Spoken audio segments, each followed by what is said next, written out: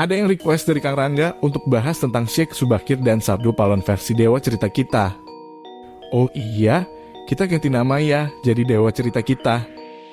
Agar lebih mudah channel dan sosial medianya di searching karena nama cerita kita ada banyak. Syekh Subakir menurut Dewa Cerita Kita adalah manusia pertama yang menginjak tanah Nusantara. Beliau adalah seorang musafir yang berasal dari India.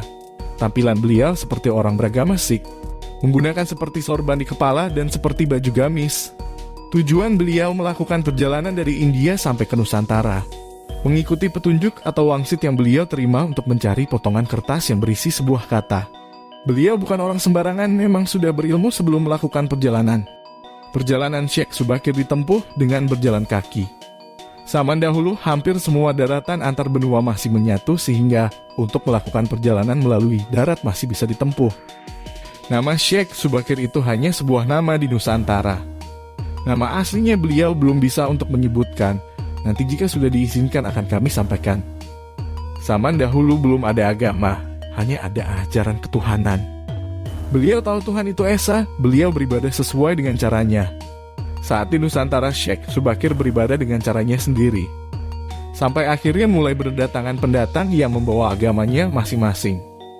Agama Hindu dibawa dari India, agama Buddha dibawa Thailand. Namun Subakir datang ke Nusantara tidak membawa agama dan tidak menyebarkan agama. Berkembangnya ajaran Hindu Buddha di Nusantara membuat Subakir mengikuti ritual yang banyak dijalani oleh masyarakat Nusantara.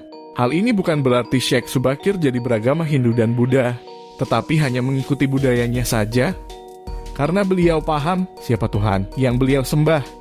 Dengan berbagai cara apapun beliau tahu intinya siapa yang beliau sembah. Sampai akhirnya datang ajaran Islam yang datang dari Timur Tengah, utusan dari Nabi Muhammad. Seperti biasa Syekh Subakir mengikuti ritual ajaran Islam. Sehingga Syekh Subakir masuk di semua kalangan, di semua ajaran. Itu mengapa ada banyak versi tentang Syekh Subakir. Ada yang bilang beragama Hindu dengan nama lain, ada yang bilang agama Buddha dengan nama lain. Ada yang bilang beragama Islam dengan nama Syekh Subakir. Beliau juga cukup dipandang di Nusantara karena beliau orang pertama yang menginjak kaki di tanah Nusantara. Selain itu, beliau memiliki kemampuan dan kesaktian.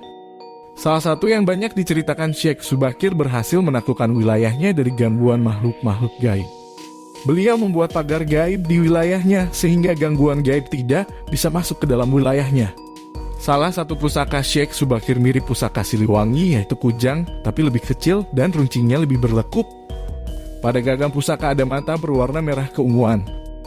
Tempat yang disinggahi dan ditempati saat itu oleh Syekh Subakir adalah Pulau Sumatera hingga Pulau Jawa. Subakir di Nusantara berpindah-pindah tempat. Hingga akhirnya Subakir meninggalkan Nusantara karena mendapatkan petunjuk untuk kembali melakukan perjalanan. Syekh Subakir memiliki ilmu yang di mana bumi berpijak di situ langit dijunjung ya. Beliau juga tidak memiliki keturunan atau istri karena hanya akan menambah beban misi dan tugasnya.